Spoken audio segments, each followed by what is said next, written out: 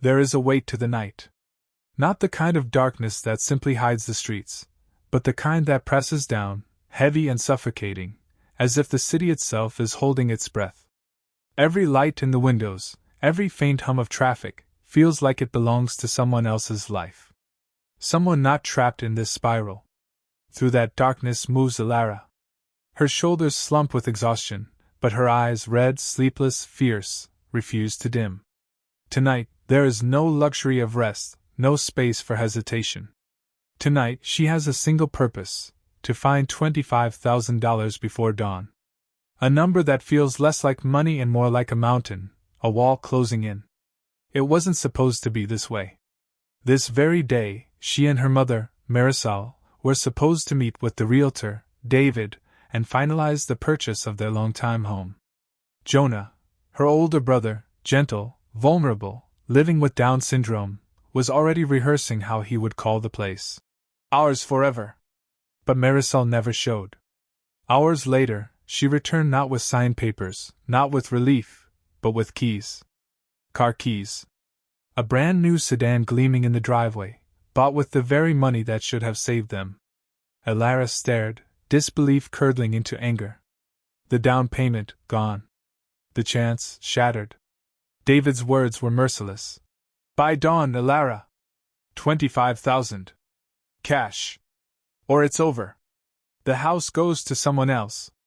Now Elara walks alone through the cold streets, the city around her buzzing, glittering, but cruel. She feels the clock ticking in her chest like a second heartbeat. And she knows, tonight is war. Her first stop is the penthouse of Simon, a wealthy client she once thought might be human beneath the polished marble floors and expensive suits. The elevator ride up feels eternal. The mirrored walls reflect a woman she barely recognizes, jaw tight, eyes hollow, hair pulled back hastily as if to keep her pieces together. Simon greets her in a robe, drink in hand. The smell of cologne and scotch hangs in the air. Elara, he says smoothly. To what do I owe this late night intrusion? She doesn't waste time. 25,000. Just until tomorrow. You'll get it back. He laughs, a sound that echoes too loud in the empty room. Do I look like a bank? Or is desperation clouding your memory of what I am? Her throat tightens. She hates begging him, hates the way his eyes linger on her like she's an entertainment instead of a person drowning. But she swallows her pride. Please, Simon. But he waves her off with lazy amusement. You'll figure something out. You always do. Her face burns as she turns to leave. And that's when she sees it, his car keys, tossed carelessly on the counter. Her heart pounds. 1,000 reasons not to take them roar through her head. But behind them all, Jonah's face rises, his trust, his fragile world about to collapse. Her hand moves before her conscience can stop it. The keys disappear into her pocket. Minutes later, she's behind the wheel of his luxury sedan, the leather cold beneath her palms. The engine growls as if mocking her, and she speeds through the rain-slick streets, adrenaline and guilt colliding. She ditches the car in a deserted lot, shoving the keys onto the passenger seat. She leans against a wall, chest heaving. It's the first line she's crossed tonight. She knows it won't be the last. Her next stop is Raya, a friend from another life. They'd once shared cigarettes on rooftops, whispered dreams they thought they'd chase together. But time split them apart. Raya found her way into the arms of wealthy men, wrapped in diamonds and secrets. The apartment glows with expensive lamps, a world away from Elara's cracked walls and flickering bulbs. Raya opens the door, eyes darting nervously as if afraid someone might see. What are you doing here? She whispers sharply. I need money. 3,000. You remember, don't you? When you couldn't pay rent, who covered you? Who kept you off the street? Raya flinches. Memories ripple across her face. Elara, I can't. You can. Raya hesitates. Finally, with trembling hands, she slips into her lover's study. Minutes stretch like hours. Elara listens to the faint sound of a safe clicking open. When Raya returns, she presses a wad of bills into Elara's hand. Only 500. That's all I can take without him noticing.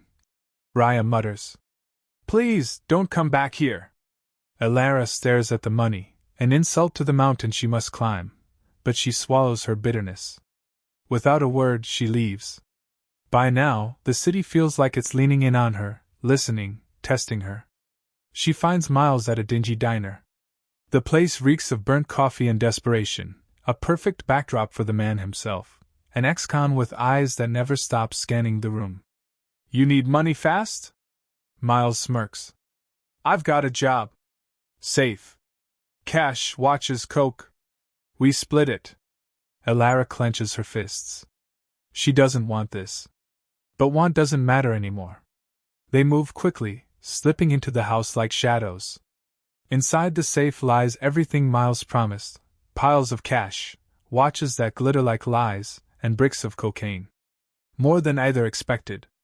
But then a sound. Voices. The owners are home early. Panic erupts. Elara and Miles barely escape, hearts pounding, lungs burning, loot clutched tight as the night swallows them again. Back in the diner, under buzzing neon, they spread the haul across the table. It looks like salvation. But when they count it, reality strikes. Still short. Always short. Elara grips the edge of the table until her knuckles ache. Dawn is closer now. And she is nowhere near the summit. Elara and Miles drive with Jonah in the back seat, the night pressing down harder with every passing block. But greed is a sickness. And Miles is already infected. At a stop, he bolts. Bag in hand. Car and cash disappearing into the dark. Elara's fury ignites. Without thinking, she guns the engine, slamming into him. His body crashes onto the hood before crumpling to the pavement. She rips the bag from his grasp, Jonah staring wide-eyed from the back seat. Her breath is ragged, her chest pounding with guilt and grim triumph. She drives on. Survival doesn't leave space for forgiveness. Her path leads her somewhere she never wanted to return. To Tommy.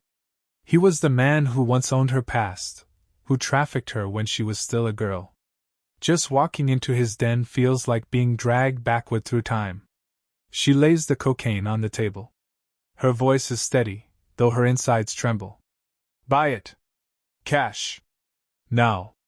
But Tommy only grins, leaning back like a spider watching a trapped fly. Not from you. Not anymore. But I'll give you a name. He slides a scrap of paper across the table. Blake. A buyer. 3,500. Not enough, but closer than nothing. Elara takes it, hating every second in his presence, hating herself for needing his help at all. Blake's house is neat, suburban. A cruel mask of normalcy. Inside, the deal sours fast. His eyes linger too long. His tone shifts.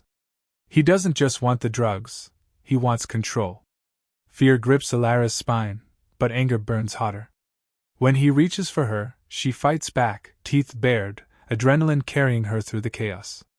She escapes battered, bloody, clutching the money. Her body screams with pain, but she keeps moving. The clock doesn't care about her wounds. She stumbles home just as the horizon pales. Jonah greets her with relief, his arms wrapping around her, grounding her. But Marisol is cold, detached. She cleans Elara's cuts like she's handling a stranger. I never wanted that house, Marisol admits flatly. You think bricks and paint fix this family? I'm taking Jonah to Mona's. He'll be fine. You won't. The words slice deeper than any blade. Then the phone rings. David's voice is final, merciless. The house sold. Higher bidder. It's over. The fight ends not with a bang, but with silence. That night, Elara tucks Jonah into bed. His eyes close with trust, his breathing soft, unaware that his world has already shifted. Her chest tightens as she whispers, I love you. She writes letters, one for Marisol, one for Raya. Leaves behind what cash she has. Little gestures, fragments of closure. Then she steps into the dawn. The city is quieter now, washed pale by morning light. For the first time, she doesn't feel only loss, she feels clarity. Her voice echoes softly, resolute. I fought for us. But maybe it's time I fight for me. And she walks forward, alone but unshackled. When the last frame of Elara's night fades, what lingers is not just her struggle, it's the weight of choices, the price of desperation, and the quiet resilience of someone who refused to surrender, even when the odds were merciless. The night keeps coming. Reminds us of an uncomfortable truth. Life often doesn't hand us victories wrapped neatly in ribbon. Sometimes, even after fighting with everything we have, the outcome is loss. And yet, within that loss is something raw and real, clarity. Elara didn't win the house. She didn't fix her fractured family. But she survived, and in surviving, she found the strength to claim herself. The story forces us to ask, how far would we go when pushed into a corner? What compromises would we make for the people we love, and at what cost to ourselves? It's a mirror held up to the parts of life we'd rather ignore: poverty, betrayal, exploitation, and the loneliness that can creep into even the closest bonds. But beneath the darkness lies a lesson. Even when everything falls apart, the human spirit still has the power to rise. Resilience doesn't always mean winning, it means refusing to be erased. And that's the heartbeat of this story. That's the echo Elara leaves us with: survival is not defeat. Sometimes, survival is the victory. If this story struck a chord with you, share it with someone who might need to hear that they're not alone in their fight. And if you want more stories that cut deep, that unravel the shadows and truths of human life, make sure to subscribe, leave a comment with your thoughts, and join me again for the next tale. Because the night always comes. But so does the dawn.